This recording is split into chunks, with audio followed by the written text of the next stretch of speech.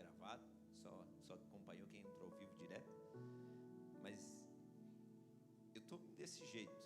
Ontem quem estava aqui viu o que aconteceu, né, irmãos? Não é comum acontecer aquilo que aconteceu aqui. Quando se fala em pagode, dá a impressão que você vai ouvir um pagode e vai sentir vontade de dançar, né? Não vai sentir vontade de chorar igual nós chorávamos ouvindo, né, alguém tocar cavaco e tocar pandeiro, irmãos. Eu nunca vi coisa igual que aconteceu ontem. E aí os irmãos, depois que saíram daqui, eles foram mandando mensagem e falaram: pastor, é normal acontecer isso na igreja de você? Eu disse: de vez em quando acontece umas doideiras dessas. E aí eles falaram: pastor, é comum nós onde tocar a presença de Deus se manifestar, mas algo Deus quis fazer ali.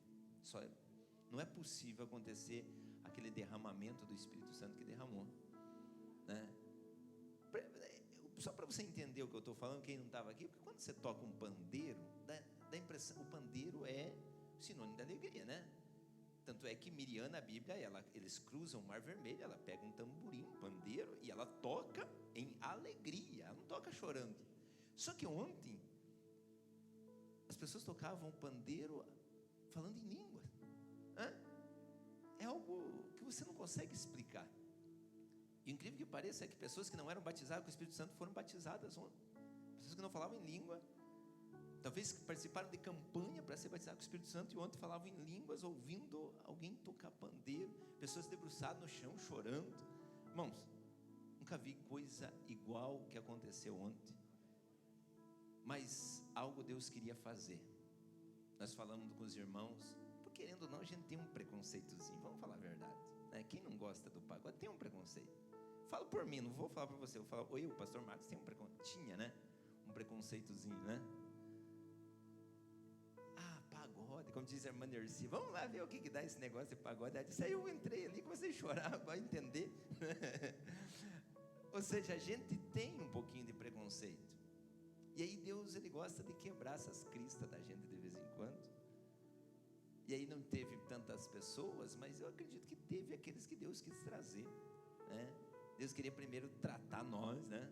Deus primeiro queria tratar nós ali, para depois nós tentar mostrar para os outros aí como que é igual o encontro com Deus. O primeiro encontro com Deus foi 9 pessoas, né? Na chácara, 6 pessoas.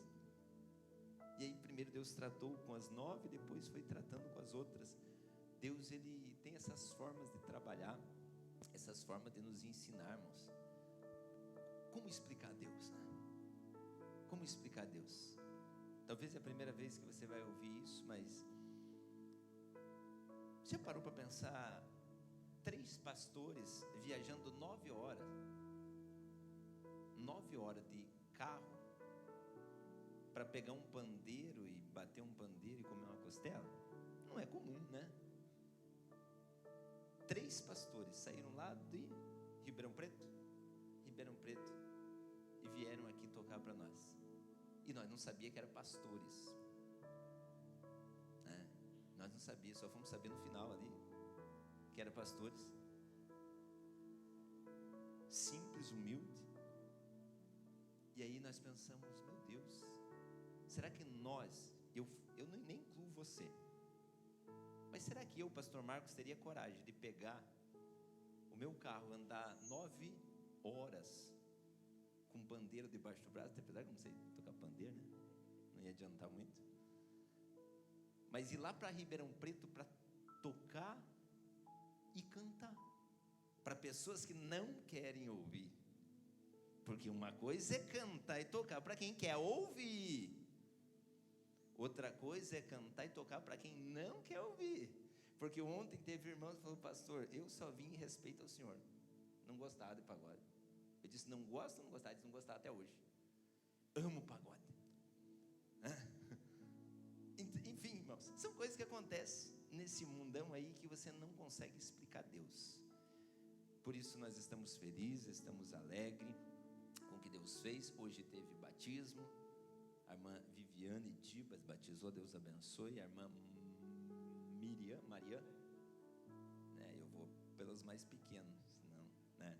A irmã Maiara, a irmã Camila, o irmão André e o irmão Jaziel. 5 pessoas batizaram hoje, 5 pessoas batizaram. Que Deus segure na mão desses pessoal aí. 9 horas da manhã, 10 horas da manhã, estava descendo o rio, água gelada. E por incrível que pareça, se você é um dos que são batizados aqui, você vai entender o que eu estou falando. Há um estudo que fala que 80% das pessoas que estão firmes com Jesus se batizaram num dia frio. 80% das pessoas que estão firmes com Jesus, e só 20% das pessoas que hoje servem a Deus são pessoas que se batizaram num dia calor. Eu sei que são só números, mas significa que quem batiza no dia frio tem mais ânimo, né? Tem mais força. Porque para ele descer na água, num gelo desse, eu quase batizei do barranco. Quase falei, vamos batizar daqui, para não precisar molhar.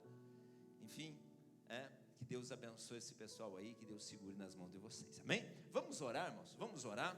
Eu quero agradecer que os irmãos visitantes me mandaram uma lista aqui, mas provavelmente eles pegaram o telefone de vocês, né?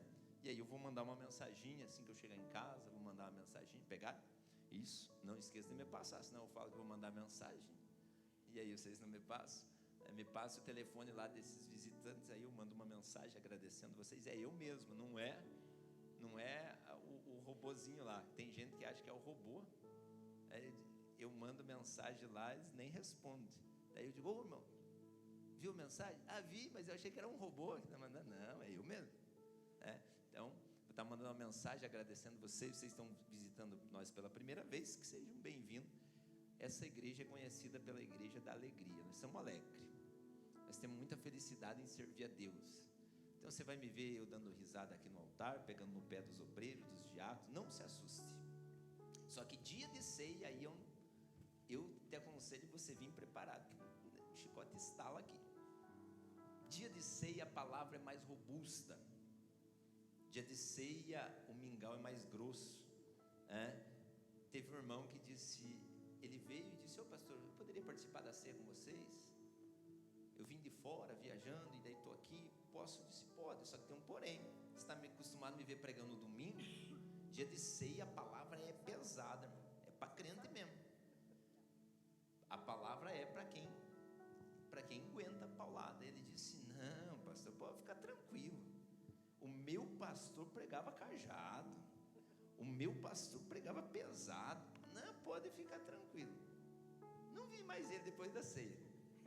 Não sei o que aconteceu, mas não vi mais ele depois da ceia. Enfim, é uma palavra de correção. Por quê? Porque nós entendemos que quem está na ceia é pessoas que têm a fé mais alicerçada, e é o momento de nós sermos corrigidos, amém? Baixa um pouquinho para mim, porque está muito, subiu. Isso, vamos orar agora? Seja bem-vindo, sua presença é o prazer. Com Jesus nós vamos vivendo, essa igreja ama você. Seja bem-vindo, sua presença é o prazer. Com Jesus nós vamos vivendo, essa igreja ama você. Eu te amo e Deus te ama, e assim nós vamos viver. Eu te amo e Deus te ama, e assim nós vamos viver. Amém. Glória a Deus, louvado seja Deus. A banda passou um mês ensaiando esse louvor aí. Tão bem. Vamos lá? Quero orar com você nesse momento. Curva a sua cabeça, feche os teus olhos. Vamos orar. Senhor, nós te louvamos, ó Pai, nós te agradecemos pelo dia de hoje, pelo domingo. Nós, ó Pai querido, oramos porque queremos ver e ouvir, ó Pai, o teu agir nesse lugar. Ó Pai, que a tua voz ecoe nos 4 cantos desse templo, e que o teu Espírito Santo possa tocar em cada vida que está aqui. Meu Deus, que cada pessoa que adentrou por essa porta, seja ele visitante, ou seja ele pessoa que já congrega aqui, que ele possa ser alcançado pela tua misericórdia. Meu Deus, nós oramos para que a tua voz, ó Pai querido, penetre no mais profundo da nossa alma, entrando, ó Pai querido, no nosso coração e fazendo morada. porque sem a tua voz, ó Pai, nós não sabemos continuar, nem sabemos viver. Ó Pai, que o teu Espírito Santo cure pessoas enquanto eu estiver ministrando, que o teu Espírito Santo, ó Pai, toque em vidas enquanto eu estiver lendo a tua palavra, que o teu Espírito Santo convença o teu povo dos erros e dos pecados, porque é a tua palavra, ó Pai, que nos confronta, mas também é a tua palavra que nos conforta. Sim, Espírito Santo da verdade, nós te pedimos, ó Pai, que Ele derrama sobre a tua igreja, derrama o teu Espírito Santo, derrama do teu poder, ó Pai, toca em cada pessoa que está aqui, toca em cada vida, meu Deus, toca em cada lar, em cada casa, em cada família, em cada vida, ó Pai, que adentrou por essa porta, que ele possa ver, ó Pai, o teu mover profético nesse ambiente. Espírito Santo de Deus, venha, ó Pai querido, sobre a casa, venha sobre o lar, venha, ó Pai querido, sobre essas vidas, e faz morada em nosso coração, meu Deus, cura aquelas enfermidades, ó Pai, que estão enraigadas na alma, depressão, ó Pai, aquelas depressões antigas, a qual teus filhos, ó Pai, têm sofrido de insônia, a qual teus filhos não conseguem dormir, não conseguem ter paz à noite, meu Deus, visita os teus filhos hoje, e faz morada, em nome de Jesus Cristo. Aplauda Jesus, igreja, aleluia, glória a Deus. Vamos para a palavra de Deus. Abra a sua Bíblia no livro de 1 Reis. Um pouquinho mais de retorno, filho. Um pouquinho mais de retorno para mim. Glória a Deus. 1 Reis, capítulo número 17, verso número 18.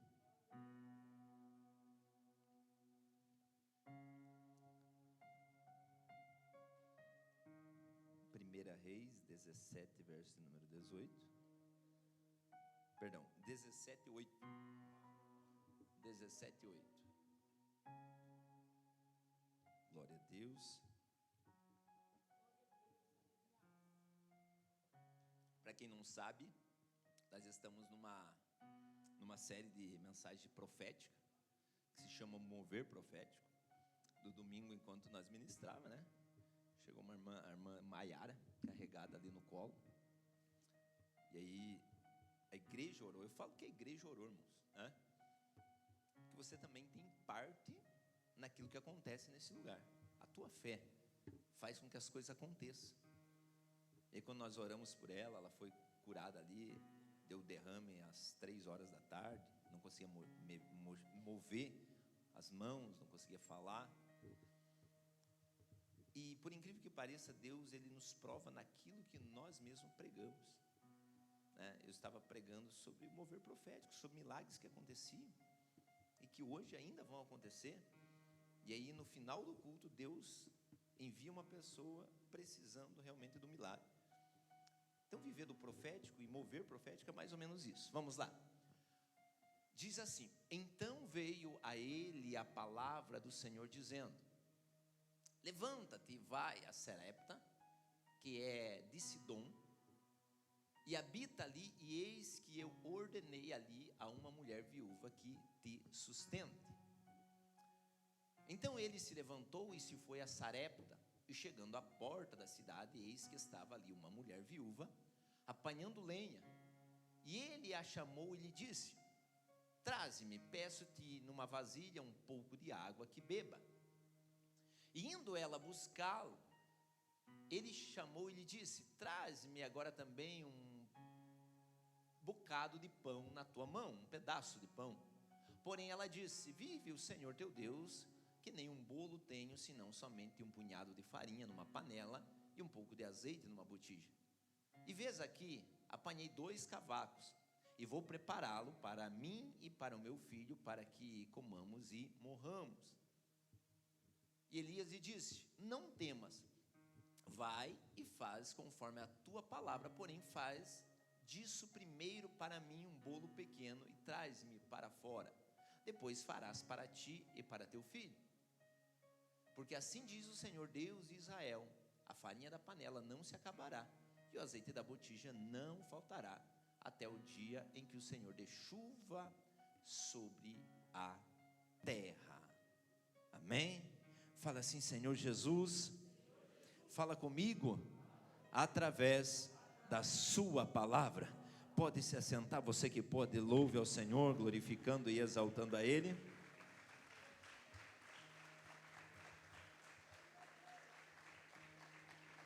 Aleluia.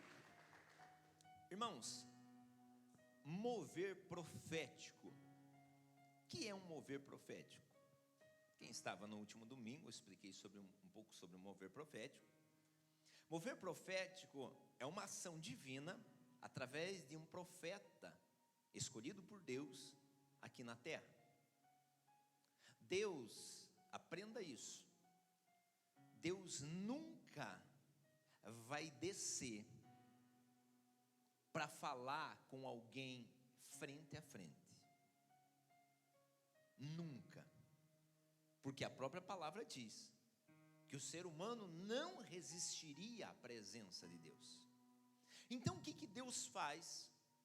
Deus tem seus profetas na terra, tem seus vasos, tem suas pessoas, tem os seus escolhidos. Tanto é que a palavra de Deus diz que muitos são os chamados, mas poucos são os escolhidos. E essas escolhas são feitas não por mérito, não por merecimento. Simplesmente Deus resolve escolher alguns para fazer a sua obra na terra. Eu não sei se tem algum crente antigo aqui, mas na década de 90, Deus operava muito, 80, 90, Deus operava muito pela voz e pela vida do missionário Davi Miranda. Davi Miranda, para quem não sabe, ele é foi o fundador da igreja Deus e Amor. E naquela época, Deus, irmãos, se eu te falar assim, tem pessoa que não é daquela época, acha que é doideira. Na época não tinha internet, não tinha televisão. Tinha televisão, mas era rico que tinha televisão, né? Hoje é normal ter televisão. Para você ter uma ideia, na nossa época, para assistir jogo do Brasil, né, amistoso, nós andava 7, 8 quilômetros a pé, por meio das roças, para ir numa casa que tinha televisão. E lá ele passava a televisão, o jogo com a televisão na bateria do trator. Era televisão a bateria, né? E aí não tinha o sofazão que tem hoje, não. Nós ficávamos pendurados na janela para assistir o jogo. Frio, às vezes garoando, nós ficávamos debruçados lá. Amistoso, esses dias eu achei lá no YouTube um amistoso Brasil e Honduras. Deu 8-2, aquele amistoso foi em 1996. Eu tinha 11 anos de idade, chamei meu filho e disse: vamos assistir aqui com o pai, porque eu era no sofá. Assistiu o jogo lá, tá no YouTube. Porque esse jogo aqui, o teu pai assistiu pendurado numa janela, num dia de chuva. Andei aquele de uns 7 quilômetros a pé, por meio das roças, para assistir aquele jogo e voltar embora de noite. Só para mostrar para ele as dificuldades que era antes. Então o que eu estou falando? Davi Miranda operava milagres, irmãos. Deus operava pelas mãos dele, numa época em que o rádio estava em alta. E as pessoas tinham aqueles rádios sempre antigos, que era de madeira, caixa de madeira, meio os cantos oval, não era canto em 90 graus ali, era arredondado, né? E as pessoas colocavam garrafa de água em cima, porque a fé deles era tão grande que a oração do Davi Miranda ungia aquela água, consagrava aquela água, e eles tomavam e eram curados pela oração à distância. E eu me lembro de uma vez que nós se reunia, acabava o culto, nós ia para casa de uma pessoa que tinha rádio, porque o rádio era pilha, e não era todo mundo que tinha dinheiro para comprar pilha. Aí ia lá, às vezes acabava a pilha, tirava as pilhas, colocavam no fogão, na chapa para dar uma esquentadinha. Nutella não sabe o que é isso, né? Mas o povo antigo sabe. Dá uma esquentadinha na pilha, volta a carga, ligava a rádio novamente, e lá o pessoal ficava tomando chimarrão, escutando Davi Miranda, a voz da libertação, até meia-noite. E numa dessas orações, eu me lembro que eu era bem pequeno, e impactou a cidade de Prudentópolis. O povo ficou, por quê? Porque um homem tinha tomado 9 tiros, e estava morto, e a mulher disse: não, vocês vão levar para o Davi Miranda vai orar e essa pessoa, e ele vai ressuscitar. Estava morto, não é que ia morrer, estava morto. E não podia, irmãos, não pode transportar, não sei se vocês têm conhecimento, mas você não pode transportar uma pessoa falecida. É só a funerária que pode transportar. E eles pegaram esse corpo para levar para casa, colocaram no carro e vamos para São Paulo, vamos levar para o Davi Miranda orar. E parou, chegou no posto dos guardas, a polícia parou. E isso nós escutando, irmãos, tudo ao vivo. E naquele dia, o policial, vendo essa situação, disse: vocês estão transportando, estamos levando para o Davi Miranda orar. E aí emprestou o telefone e eles ligaram lá para o Davi Miranda mandar uma oração. Que era o único jeito. A polícia disse: aqui o corpo não sai. Então, eles disseram: tem um jeito, então ligue de lá e ore. Irmãos, eu vi isso, não me contaram. Por mais que eu era pequeno, mas eu vi isso. O Davi Miranda, orando no rádio, ele disse: vocês vão ver as balas, os buracos das balas do corpo dele se fechando, e ele vai levantar aí onde ele está. Irmãos, eu vi, ouvi, né? Não tem como ver na rádio, mas ouvi. Entre tantos milagres que aconteceu na década de 80, de 90, eu acho que quem é antigo aí sabe do que eu estou falando, irmãos. Oração que era 50, 100 cadeirantes andando. Pessoas que nasceram especiais, com o corpo tudo atrofiado. O Davi Miranda orava e essas pessoas saíam andando. Na cadeira de roda, ele não ia lá impor as mãos, ele subia no altar e começava a orar, as pessoas eram curadas aí no banco. Uma última vez que ele veio aqui no Pinheirão, se não me falha a memória, hoje acho que não tem mais esse estádio, no Tarumã, quando ele estava descendo do carro para subir, os demônios começaram a manifestar lá dentro. Irmãos, para você ter uma ideia, o que Deus usou esse homem, é coisa de você ficar falando aqui. Tem pessoas que dizem: não, isso é loucura, não existiu isso aí, o pastor Marcos está inventando isso aí. Irmão, tudo isso aí tem registro. Deus usava muito esse homem na cura. E recentemente eles entrevistando o neto dele, o neto do Davi Miranda, que hoje está vindo aí com tudo que é Davi Neto, é isso, Davi Neto. Ele diz: vocês acham que Deus usava o meu pai porque ele orava muito, porque ele jejuava muito, porque ele fazia isso? Porque ele disse: não, Deus usava o meu pai porque ele resolveu usar alguém na terra.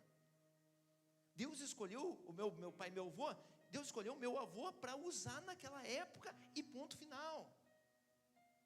Ele orava, ele jejuava, mas era uma pessoa normal. Ele era um homem comum.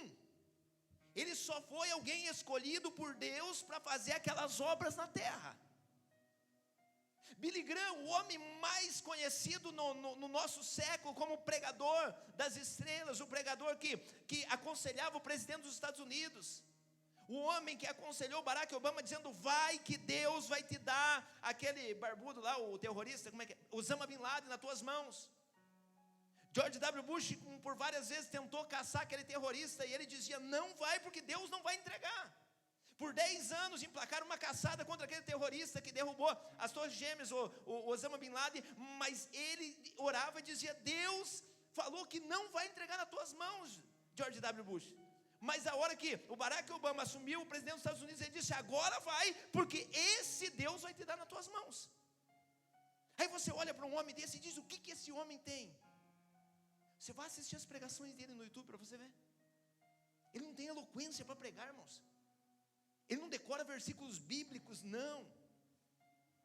Ele não chama o povo para glorificar. Ele chega quietinho, né? Chega na casa e digite lá no YouTube. Billy Graham. Ele diz: irmãos, estamos aqui nessa noite e eu quero falar que Jesus salva a tua vida. Jesus morreu na cruz para salvar a tua alma. Uma pregação mansa, calma. Aí veio no Pacaembu, se não me falha a memória, final dos anos 90, quando ele fez o apelo, a multidão começou a descer as escadarias. Uau, quero aceitar Jesus. Se debruçavam no gramado. Aí eu falei, o que esses caras têm que eu quero ter também? Você também quer? Aí Deus diz, simplesmente eu escolho alguns para fazer a minha obra na terra. Não é por merecimento, não é porque ora mais ou ora menos, irmãos. É porque simplesmente Deus vai escolher alguns de nós, assim como foi lá no meio do pasto, escolheu Davi. Assim como foi lá no meio da roça e escolheu Eliseu arando a terra. Não explica a escolha de Deus, fato é que Deus escolhe alguns e diz, você será minha boca na terra, você será meu instrumento, meu vaso, aonde você colocar as mãos, pessoas vão ser curadas, aonde você orar, demônios vão ser expulsos, aonde você pregar, pessoas serão tocadas. O que eu quero dizer é que Deus ainda tem seus filhos na terra, seus escolhidos na terra, ainda Deus tem suas formas de trabalhar na terra, e hoje Deus diz que chegou o dia de nós se posicionarmos como um dos escolhidos. Eu não sei se você quer ser um escolhido, mas se você quer, levanta a tua mão e glorifica, dizendo, Senhor, eis-me aqui, faz a tua vontade em mim. Aplaude a Jesus, igreja, aleluia, glorificando e exaltando a Deus, aleluia, aleluia. Profético, mover profético foi o que aconteceu nos anos 90. Mover profético na cura, mover profético na libertação. Mover profético é o que acontece de tempos em tempos, quando Deus resolve separar umas pessoas, dizendo, você vai fazer a minha vontade. E o texto que nós lemos vai falar sobre um homem que foi escolhido por Deus, não sendo filho de profeta, não tendo profeta na sua parentela, não sendo neto de profeta. Deus vai lá na cidade de Tisbe. Tisbe, para quem não sabe, ficava perto da região de Sidom. Por incrível que pareça, a mensagem que nós falamos fala de uma mulher de Sidom. Deus vai lá e escolhe o profeta Elias, dizendo, você vai fazer a minha obra. E fazer a obra de Deus naquela época não era como nos dias de hoje. Hoje tem a internet, hoje tem a facilidade, mas naquela época as pessoas já não acreditavam mais em profeta. Lembra que eu preguei no domingo passado que antes de Deus fazer algo em você, Deus vai tratar primeiro a tua fé? Deus vai fazer com que você volte a acreditar no profético para depois você ver o profético acontecendo. Não tem como Deus fazer algo em meio de dúvida. Não tem como. E a Bíblia vai dizer que veio a palavra do Senhor a Elias. Quem era Elias? Vamos lá. Elias, um homem de Tisbe, da região de Tisbe, era conhecido como Elias o Tisbita. Ele é separado para uma grande obra, para ministrar a palavra, para levar o povo ao arrependimento, porque o povo estava adorando pelo menos 2 deuses fenícios, que era Azerá e Baal. E esse povo agora só sabia adorar estátuas. Então Elias é usado por Deus agora para pregar o retorno deles para voltar a adorar a Deus. Só que o povo ainda tinha uma dúvida, eles não acreditavam mais em profeta. Então Deus agora começa a usar o profeta para operar milagres no meio desse povo, e entre um dos milagres ele profetiza uma seca, uma vez que Baal é conhecido em Samaria como o Deus da chuva. Elias diz agora, não vai chover enquanto eu não mandar chover. Enquanto eu não orar para Deus para chover, não vai chover aqui. Vocês vão ver que Deus, o meu Deus, o Deus de Israel é o Deus verdadeiro. Então já que vocês creem nesse Baal, então peço para ele mandar chuva. Vocês vão ver que ele não vai conseguir mandar, porque quem manda na chuva, quem manda no sol, quem manda no mundo inteiro é o Deus de Israel. E a Bíblia diz que se alastra uma seca muito grande em Samaria, em Israel. A seca era tão grande, que a miséria chega naquela cidade. A miséria chegando na cidade, a Bíblia vai dizer que as pessoas entraram numa crise econômica muito grande. Não se assuste que eu vou falar, mas eu preciso falar porque é Bíblia. A Bíblia diz a ponto das pessoas comer os próprios filhos. É Bíblia, irmãos. A Bíblia diz que teve um dia que uma mulher combina, diz: ó, hoje nós matamos e cozinhamos o nosso filho, o meu filho, amanhã é a tua vez. E aí eles vão até o rei para resolver essa causa. O rei diz: meu Deus, o que está acontecendo nessa cidade? O povo está ficando louco, estão matando os próprios filhos, estão comendo carne humana. A Bíblia diz que eles pagavam vários ciclos, vários talentos de prata por uma cabeça de jumento, para comer a cabeça do jumento. Tamanha era a miséria que estava naquela cidade. Por quê? Porque todo mundo precisava da chuva. Sem chuva, o trigo não nascia, a cevada não nascia, a uva não crescia. 3 anos e meio, se não me falha a memória, foi essa seca. 3 anos e meio. Por 3 anos e meio, hoje, se não chover 2 meses, 3 meses, nós já passamos necessidade. Imagina naquela época, tudo mais difícil, numa cidade desértica, e ainda sem chover. A Bíblia vai dizer que Deus fala para o profeta, dizendo: profeta, você não vai passar necessidade, os outros vão passar. Vai até o rio Querite, lá você vai beber da água do rio, do ribeiro,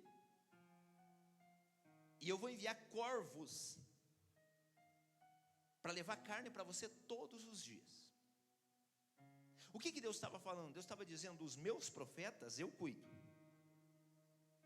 Os meus profetas podem deixar que eu cuido.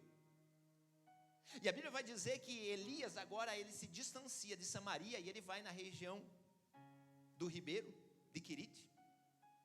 E lá ele está bebendo água, e os corvos estão vindo todos os dias com um pedaço de carne, trazendo carne para ele.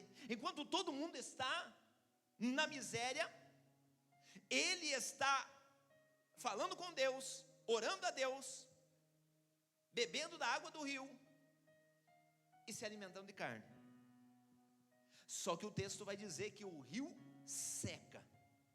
Agora me diz uma coisa: o Deus que manda corvo, será que não consegue fazer com que o rio não seque para ele beber água? Você vai pegar. O Deus que manda corvo com um pedaço de carne para Elias, será que não tem poder de mandar água também? Mas a Bíblia vai dizer que o rio seca. O rio secando, a Bíblia vai dizer que Deus vem e fala para Elias: Elias, levanta e vai à cidade de Sidom. Olha o que o texto vai dizer: levanta e vai a Sarepta. Sarepta era uma cidade da região de Sidom. Sidom, Querite, tudo em Sarepta. E mora ali, porque eu ordenei ali uma mulher viúva que te sustente. Olha que engraçado, irmão. O rio secou.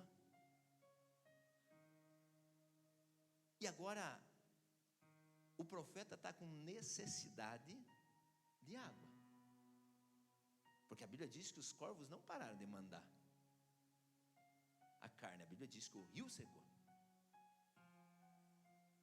Eu me lembro um dia que o meu rio secou, irmão. O meu rio secou um dia que eu estava lá em... Aonde que é, amor?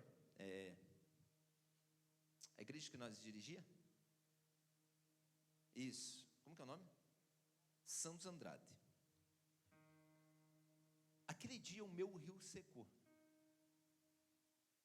Só que o rio que é secado por Deus, você vai entender. O rio que Deus seca, não há oração do mundo que faça ele brotar água. Porque muitas vezes Deus vai secar rios na nossa vida para que nós se levante e mude o território. Muitas vezes Deus vai secar rios na nossa vida porque enquanto tiver água vindo, nós vamos permanecer na beira do Querite. Enquanto Deus não secar o nosso rio, nós não vamos se levantar e ir para outro lugar. Tem gente que está pegando aí, tem gente que está entendendo. Como assim, pastor? Irmão, eu era pastor recém-começado lá, né? Todo mundo me amava o pastor Marcos, não gostava muito da missionária Camila, mas todo mundo, né, amor? Estou brincando. Todo mundo amava o pastor Marcos. Ou seja, irmãos, deixa eu falar para você. Esse dia eu estou brincando. As pessoas vinham ali e diziam: pastor, senti de Deus de dar uma oferta para vocês. Vinham e colocavam no bolso do meu paletó. E eu não era acostumado com aquilo. Nunca fui acostumado. Eu ficava tudo sem. Irmão, coloca na salva. Não, pastor, isso é para o pastor. Eu dizia: ô irmã, eu não quero. Eu ficava tudo sem jeito. Só que chegou um dia que o meu rio secou. E Deus fez secar o rio para me mandar para a fazenda Rio Grande. Porque se o meu rio não seque lá no Campo Comprido, eu estaria lá até hoje. A gente se acomoda com a água do ribeiro, a gente se acomoda com a provisão de Deus vindo do céu, e o pouquinho para a gente está o suficiente. Deixa eu falar para você o que Deus está ministrando no meu coração. Em Israel, eles gostavam de comer pão. Para eles o pão era sagrado, e é por isso que Jesus escolhe o pão para nós ministrar a ceia mensalmente. Então, para Israel, o pão era o alimento, a carne não era alimento, a carne era provisão. A carne de vez em quando eles comiam, eles não estavam acostumados a comer todos os dias. E agora Elias está na beira do ribeiro, bebendo água, comendo carne todos os dias. Mas para ele está tranquilo lá, porque tem água e tem carne. Tudo bem, eu estou com saudade de comer pão. Tudo bem, eu tinha saudade de alguma outra coisa diferente. Eu vou ficar aqui, porque aqui eu estou tranquilo. Aí às vezes Deus quebra a nossa tranquilidade para fazer com que nós mude de ambiente. Não entendeu? Muitas vezes Deus vai permitir que o teu patrão comece a te perseguir dentro daquela empresa. Muitas vezes você vai permitir que pessoas comecem a falar mal de você dentro do teu círculo de amizade, para você sair daquele ambiente e se deslocar para onde Deus quer te colocar. Muitas vezes Deus vai permitir que o espaço que você está, o lugar que você está, Deus vai permitir alguma situação lá para que você se levante e prossiga. É Deus falando hoje para pessoas: ei, não é que o rio se secou, não, Deus secou o rio, Deus secou o Querite, Deus secou o ribeiro. Porque o mesmo Deus que tem poder para mandar cor, você acha que Ele não teria poder para manter a água do ribeiro? O mesmo Deus que manda alimento todos os dias, você acha que não mandaria água todos os dias? Só que a Bíblia diz que Deus agora fala para Elias: Elias, se levanta e vai a Sidom, em Serepta, que é de Sidom, que lá eu já ordenei uma viúva que te sustente. Irmão, olhando a mensagem, dá para dizer que o homem vai encontrar uma velha rica, né? Uma viúva rica. Essa é a ideia. Não é a ideia? Porque sempre você pensa uma viúva que está sustentando alguém, você, não, é alguém do dinheiro. Só que é o contrário. Porque a forma de Deus trabalhar não é a forma que eu trabalharia. Pela minha visão, vamos ver. Se eu fosse mandar o pastor é meu auxiliar, vamos lá. Eu vou mandar o pastor para São Paulo. Glória a Deus, vai tocar pagode. Eu vou mandar o pastor para São Paulo para fazer uma obra lá, para abrir uma igreja lá, plantar uma igreja, evangelizar. E aí eu vou falar para ele: pastor, você vai para lá, mas fica tranquilo que eu já dei uma ordem para uma viúva de lá se sustentar. Ele ia chegar lá e ia procurar uma viúva rica, né? Uma mulher que tivesse dinheiro, mas não adianta ficar com ciúme, né? Só estou conjecturando. Por quê? Porque na nossa visão, para alguém sustentar o outro, ele tem que ter dinheiro, né? Não é essa a verdade? Para alguém sustentar outra pessoa, ele precisa ter dinheiro. A gente não entende que a forma de Deus trabalhar é diferente do que a nossa. Elias, quando sai dali, ele se levanta, ele levanta acampamento. Ele já havia ficado tempo ali. Ele vai para a cidade de Sarepta, e chegando lá no portal da cidade, ele vai encontrar uma mulher catando cavaco, juntando lenha. O engraçado é que Deus coloca no coração dele dizendo: é essa aí que eu mandei para te sustentar. E a forma dele abordar essa mulher é diferente. Ele chega e fala para a mulher assim: ó, me traz um copo de água. Sabe por que ele pede um copo de água? Porque na tradição judaica, você talvez já ouviu muito falar que água não se nega para ninguém.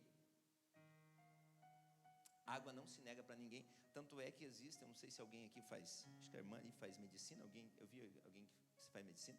Não sei se já chegou nessa parte. Mas quem faz medicina, já na parte final ali, sabe que quando uma pessoa está atirada, né? E ela pede água porque ela sente sede. Uma pessoa tomou tiro, uma pessoa se acidentou, uma pessoa no trânsito, socorrista aprende muito isso. Ele pede água, né? Dá muita sede. Mas os médicos aconselham você não dar água, porque se você der água, acelera o óbito da pessoa. Porque quando a pessoa está acidentada, tomou um tiro, pediu água, deu muita sede, pediu água, tomou a água, o corpo entra em hemorragia interna, a água ajuda. Só que uma lei de 2006, aprovada no Senado, diz que não se pode negar mais água para ninguém, nem que seja para matar. Nem, porque dando ou não dando a pessoa vai morrer. A única coisa que dando a água vai acelerar a morte, né? Então eles entenderam que não se pode negar água. Por quê? Porque em Israel, isso aí já vem de milênios de anos, que não se nega um copo de água para ninguém. Pode ser o maior bandido que seja, não se nega um copo de água. Em Israel eles tinham esse costume, não pode negar água. Então quando o profeta chega para a mulher e pede água, a Bíblia diz que ela está indo buscar água. Ela está indo, só que quando ela está indo, ele dá um grito: opa, só que eu não quero só água não, traz também um bocado de pão, um pedaço de pão. Quando ele pede pão, ela volta desanimada, diz: ó, água até teve, só que pão tem um problema. Eu estou aqui juntando uns cavacos, só tem um pouquinho de farinha na panela. Nós vamos fazer esse pouquinho aqui de pão. Eu e meu filho estamos ali, e nós vamos comer, e provavelmente nós vamos morrer, porque é o último que nós temos. Irmão, profeta que é profeta entende na hora a voz de Deus. E aí provavelmente ele pensa: por isso que secou o meu querite. É por isso que Deus me trouxe para cá. É por isso que Deus me mandou para esse lugar. Sabe por quê, irmãos? Porque muitas vezes a resposta da oração que nós fazemos não é do jeito que você imagina. Você pede para Deus uma provisão, Deus manda o profeta. Você pede uma porta aberta, Deus manda o profeta. Você pede na tua oração que Deus envie algo do céu, Deus manda o profeta. A Bíblia diz que Elias fala para ela: faz o que você estava fazendo, quebra a lenha, faz o fogo, amassa o pão, só que primeiro para mim. Irmãos, eu confesso que muitas vezes quando eu li essa mensagem, dá uns tapas em Elias. Dizer: o abençoado, a velhinha está morrendo com o filho, tem o último pão, ele vai lá e ainda pega esse último pão Bastava ele orar, não é verdade? Não era só ele orar, o homem orava e Deus mandava fogo do céu. Elias, ele tinha uma intimidade com Deus, que ele orava e Deus respondia com fogo. Então, pela lógica nossa, era só orar. Só que Deus, Ele não age da forma que nós pensamos. Você já parou para pensar que quanto tempo essa velhinha entrou em oração? Sabe por quê, irmãos? Eu falo por mim. Hoje eu estou na bênção, mas eu já passei muita escassez. Muita escassez.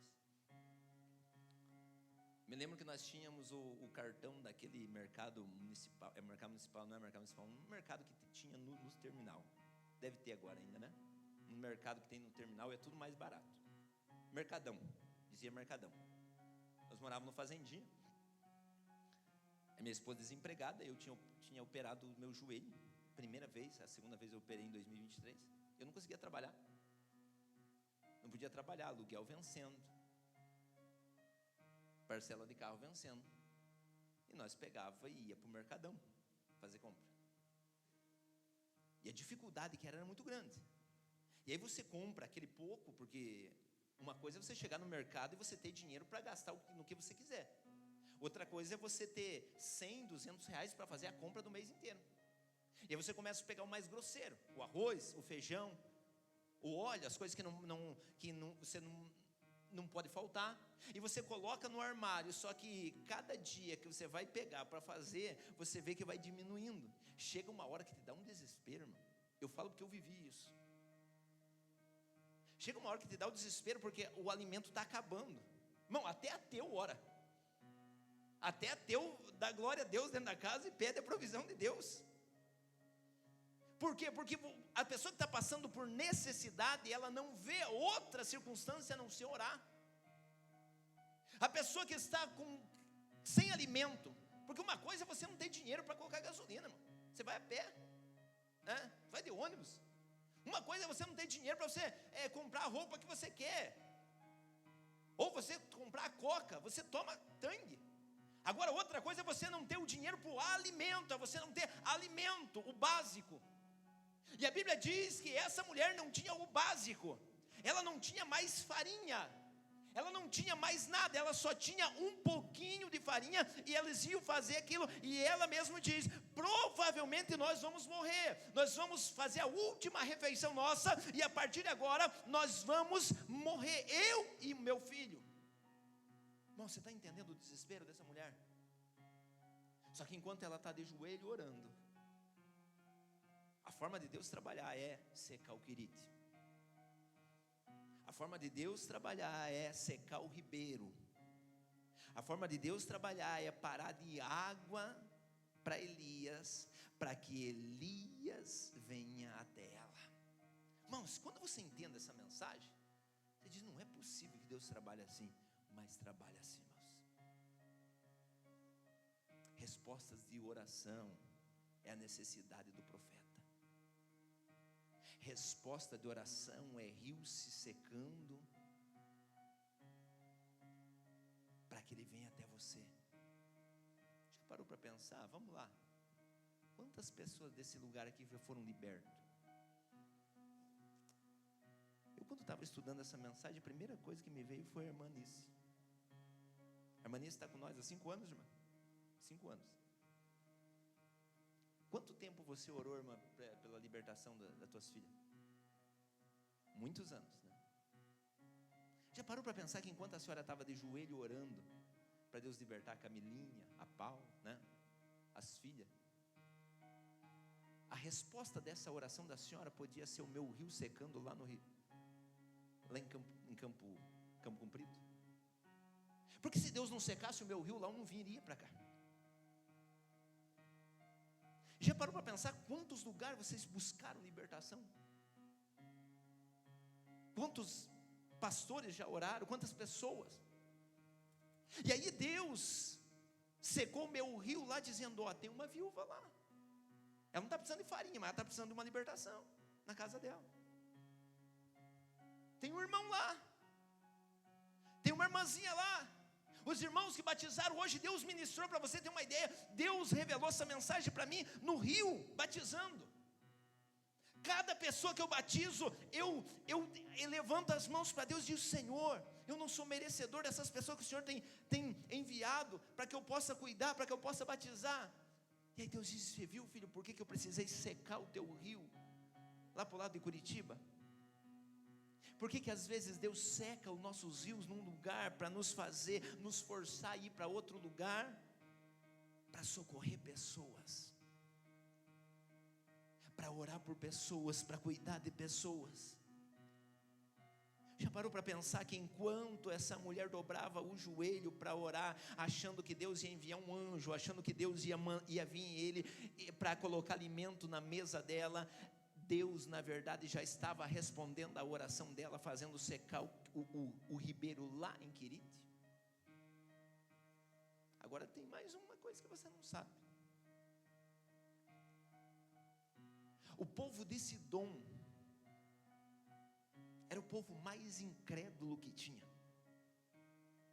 O povo de Sidom era um povo que não aceitava o ministério profético. Eles aceitavam tudo, menos profeta. Eles diziam: não, se Deus enviar um anjo, eu aceito, mas enviar profeta não. Você vai vendo. Não, se Deus falar comigo em sonho, eu aceito, mas profeta não. Se Deus falar em visão, eu aceito, mas profeta não. Se Deus falar assim, e aí Deus vai fazer o quê? Vai enviar o profeta para quebrar um costume de Sidom. E o costume era o costume. Deixa eu explicar para você. Uma coisa é vocês acreditar no pastor Marcos, que veio lá de Curitiba. Outra coisa é vocês acreditar num profeta que vocês viram crescer, jogando búlica na rua da tua casa. Uma coisa é vocês acreditar que Deus usa alguém próximo a você, porque Elias morava na região de Tisbe, perto de Sidom. E essa mulher provavelmente viu Elias brincando quando era pequeno. Sabe por quê, irmãos? Porque a Bíblia diz que um dia Jesus voltou para Nazaré. Jesus orava, falava, dava ordem, os demônios iam embora, Jesus operava milagres. Só que na cidade dele, na terra dele, a Bíblia diz que não pôde ali fazer muitas coisas, a não ser curar poucos enfermos, por causa da incredulidade do povo. O povo não acreditava que Jesus poderia fazer essas coisas, porque eles viram Jesus crescendo. E agora Deus está usando Elias para voltar à terra natal dele, perto de Tisbe, para quebrar um dogma, para quebrar um paradigma no meio daquelas pessoas, dizendo: não, pode acreditar que sou eu, Deus, que uso Elias. O texto vai dizer que Elias pede para aquela mulher, diz: coloca primeiro na minha mão. É engraçado que a mulher aceita. A mulher diz: tá bom, eu vou lá fazer o pão e vou colocar na tua mão.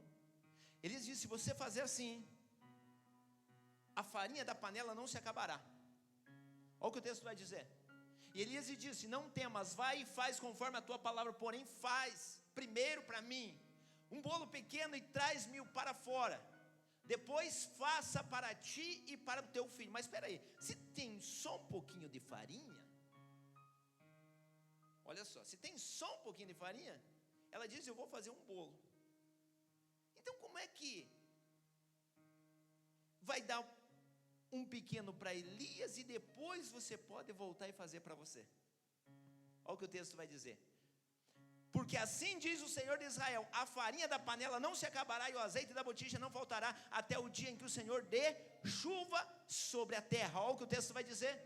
E foi ela e fez conforme a palavra de Elias, e assim comeu ela e ele e a sua casa muitos dias.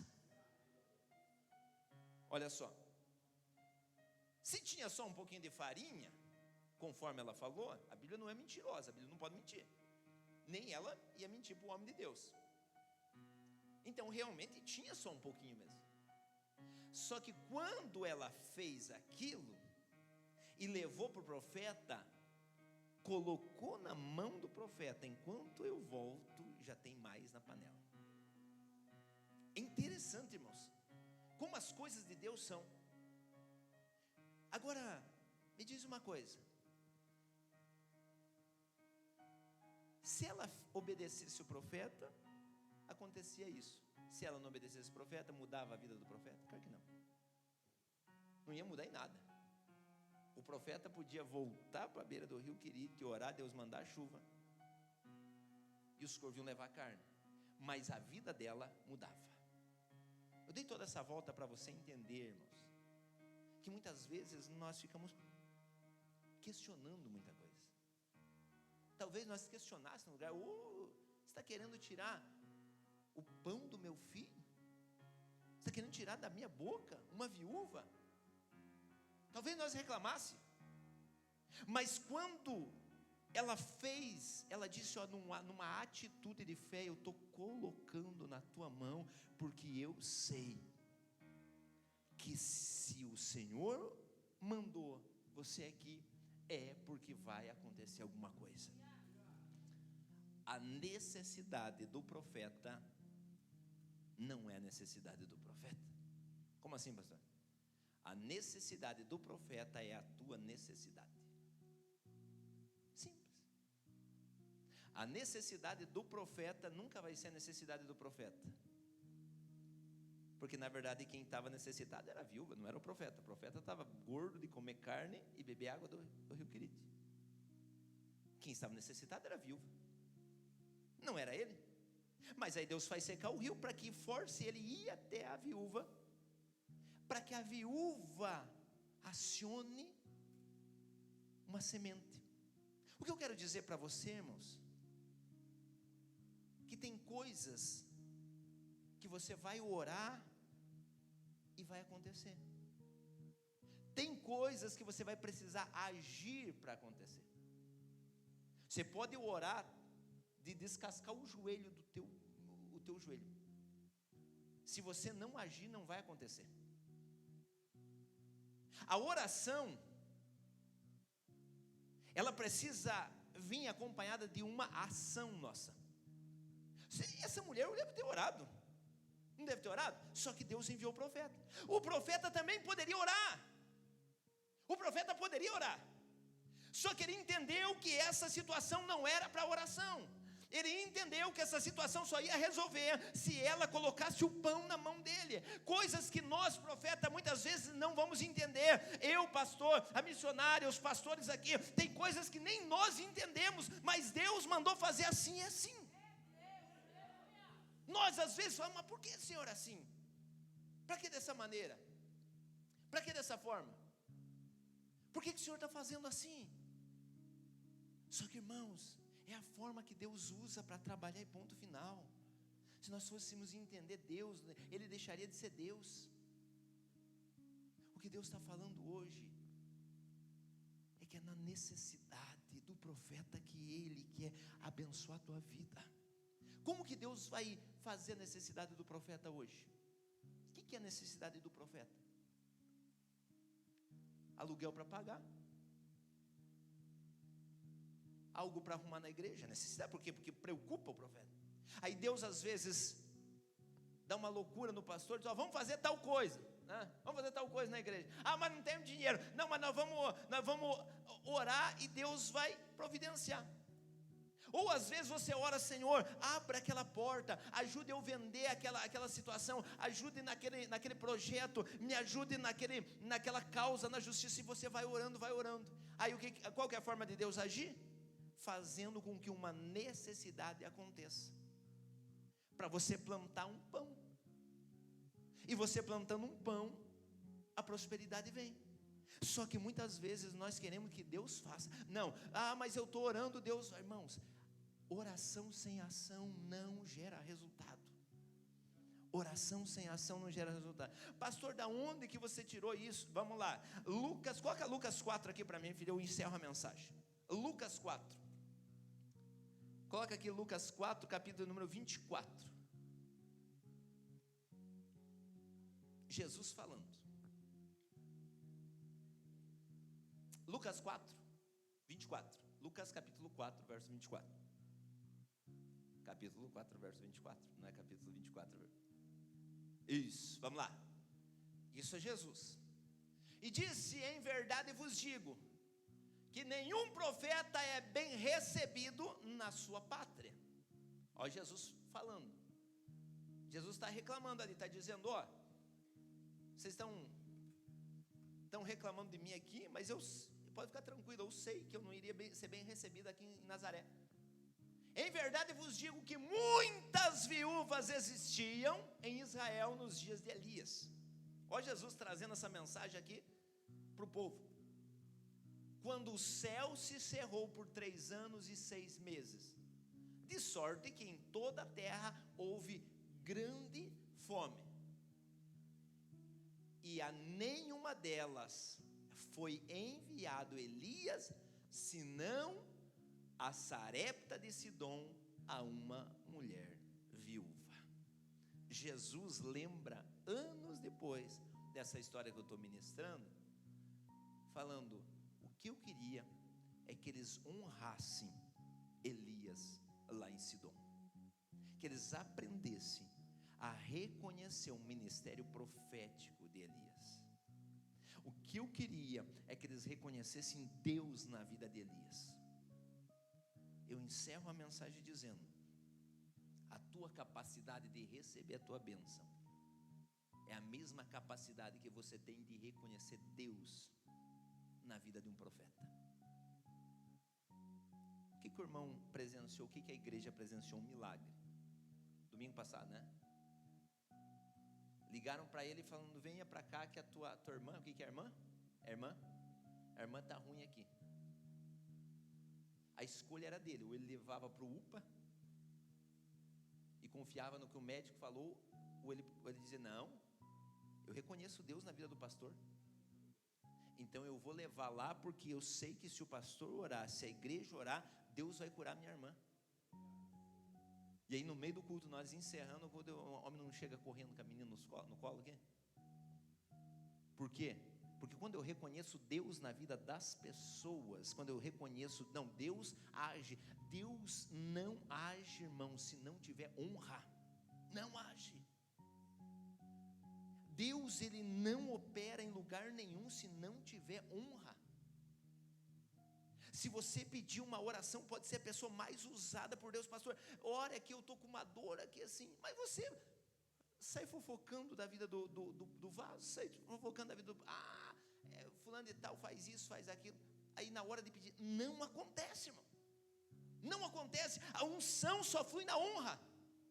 Se você não respeita, se você não reconhece que Deus está na vida, não tem como. Jesus não operou milagre em Nazaré, porque as pessoas não viam Deus em Jesus, que era o próprio Deus. Na nossa vida não é diferente. Você quer ver milagre, e eu creio que vai acontecer muito milagre no decorrer desse propósito que nós estamos aqui nessa série profética. Mas primeiro eu quero chamar a tua atenção para reconhecer que Deus está nesse lugar, que esse lugar está na direção de Deus, que essa igreja anda na direção de Deus, que tem homens comprometidos aqui com a palavra de Deus. Se nós não reconhecer isso, irmãos, eu sinto muito, mas nós vamos ficar batendo na tecla toda hora, e não vai haver mover profético no nosso meio. É simples, irmãos, é simples. Quando nós reconhecemos, honramos a Deus e reconhecemos os seus vasos, os seus profetas na terra, as coisas acontecem. Caso contrário, não acontece. Essa mulher poderia dizer: não, você sai para lá, eu vou fazer o que o meu coração está mandando, porque o meu coração está mandando, irmão, coração de mãe, meu coração está mandando fazer para o meu filho pão, é coração de mãe, não vamos nem questionar essa situação. Eu vou fazer o pão para mim e para o meu filho, nós vamos comer e vamos morrer, e seja o que Deus quiser, porque não é isso que a gente fala, fecha os olhos, seja o que Deus quiser. Quem que ia morrer? A mulher. Mudou alguma coisa ela trazer o pão para Elias, não mudou nada. A vida de Elias não mudou nada, mas a dela mudou. É isso que eu quero que você entenda. Muitas vezes você vem, pastor, ore aqui por mim, que está me doendo aqui, está me doendo aqui, está me doendo ali, está me doendo lá.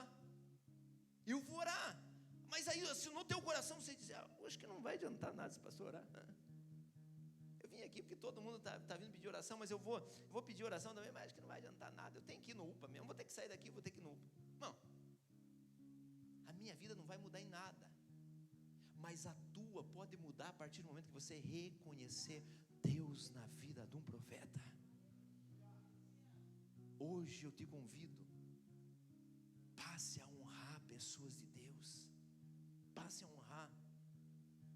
Irmãos, nós demoramos muito para acordar para esse intuito, nós demoramos muito para acordar, nós passamos anos sem saber o que era honrar, ou pelo menos eu não ensinava para as pessoas que era honrar.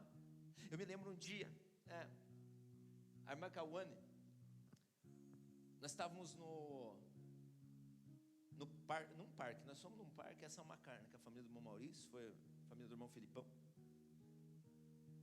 e a irmã Cauane, né, para quem não sabe, já teve do outro lado, né, do outro lado, e aí, nós estávamos assando carne lá, não tinha banqueta, não tinha nada para sentar, estava no gramado, aquele parque lá, como é que é o nome daquele parque lá? Do CTG lá, né? Não sei como é que é o nome, era antigo CTG. Nós estávamos assando uma carne e me doeu as pernas de ficar de pé. Eu fui e sentei. E eu vi que a irmã Cauane estava sentada numa banqueta, ela foi e tirou a banqueta e sentou no chão. E a minha esposa perguntou para ela, por quê? Pode ficar na manhã. Ela disse, não, porque eu aprendi na macumba, irmão. Eu aprendi na macumba que não posso ficar mais alto que o meu líder. Aí eu falei para minha esposa, na macumba tem honra, e no meio dos crentes não tem. Na macumba tem honra, e no meio dos cristãos não tem. Aí veio um pastor ministrar na nossa igreja, e ele falando sobre honra, ele disse, pastor, você acredita que um dia nós saímos daqui da fazenda Rio Grande e fomos para Curitiba, e o nosso pastor foi na frente, e ele era muito devagaroso, igual o pastor Natalino para dirigir, né? Só 40 por hora. Hoje o pastor chovou a vinda lá, né? Não sei o que aconteceu, mas só 40 por hora. Ele disse, e aí quando eu fui ultrapassar, o rapaz que estava comigo disse, não, volte e vai atrás do pastor. Ele disse, mas por quê? Ele disse, porque na minha concepção é desonra ultrapassar e ir na frente do pastor. Eu disse, meu Deus, que forte isso. E aí eu comecei a aprender mais sobre honra. Irmãos, deixa eu falar para vocês aqui o que a gente aprendia na casa. Só para você ter um nível de honra que a gente... Dentro de casa eu não entrava de boné. Eu não conversava com meu pai de boné. Sem camisa, nós tínhamos o costume de andar sem camisa. Nós estávamos sem camisa na casa. O pai chegava, nós corria pegar a camisa. Porque nós achávamos aquilo uma desonra. Eu conhecia pessoas que eram viciadas em cigarro. Tinha vício 40 anos fumando. Ela não fumava perto dos pais. O pai sabia que ela fumava, todos sabiam, mas ela comia, almoçava e dizia, com licença que eu vou fumar. E lá era interior, ia para o meio do mato fumar, para não fumar na frente dos pais, porque era desrespeito. O nível de honra que nós vivíamos nos tempos antigos, e aí nós não entendemos por que antes Deus operava milagres, sinais no meio do povo, e hoje não opera mais. É simples, irmãos, porque nos tempos antigos nós honrávamos homens de Deus, nós honrávamos a casa de Deus, nós honrávamos o culto. Chegava, meu Deus, se tivesse conversa, aqui é benção, essa igreja é benção. Mas você já foi à igreja onde parece a casa da mãe Joana? O pastor está pregando, os obreiros estão contando o caos, estão perguntando do jogo, o pastor está ministrando, o outro está cutucando o outro, o jovem está amassando o copo descartável, né? Deus o livre, é uma desonra total. Aí me diz uma coisa, você acha que Deus opera num lugar desse? Não, irmãos. Por quê? Porque onde não há honra, não há mover profético. Por que Deus pediu para que ela levasse um pedaço de pão para o profeta? Porque era uma atitude de honra, era algo honroso. O profeta acabou de chegar de viagem, o profeta acabou de chegar cansado. Eu posso estar cansado, mas eu vou honrar. Honrando, as coisas prosperam na minha vida. É isso que você precisa entender. É isso. Quando nós entender o quesito honra, irmãos, quando nós entender o quesito honra, as coisas mudam na nossa vida. Honrar pai, honrar mãe, honrar vaso de Deus, honrar profeta, honrar homens de Deus. Por quê? Porque eu sou bonito, porque eu sou isso? Não, irmãos, porque Deus me escolheu para estar nesse lugar. Simples. Não é porque eu leio mais a Bíblia, porque eu prego mais, porque eu faço mais. Não, porque simplesmente Deus me escolheu. E se um dia eu queria, irmãos, como eu queria ter alguém para mim nesse lugar. Aqui não tem, porque aqui eu sou o pastor principal, mas eu tenho pessoas que eu honro. Você acha que eu não tenho pessoas que eu honro, que eu chego e digo, eu tenho orgulho de fazer isso para você. Tenho orgulho de fazer isso para o Senhor. Por quê? Porque eu entendo que o maior abençoa o menor. Então, se eu quero honra, eu também preciso honrar.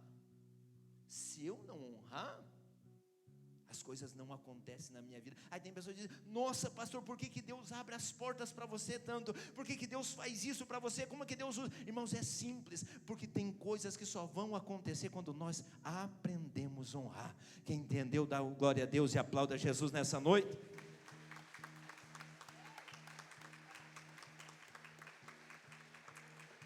Aleluia. Se coloque em pé, igreja santa do Senhor. Nós vamos orar agora. Eu quero que a banda prepare um louvor.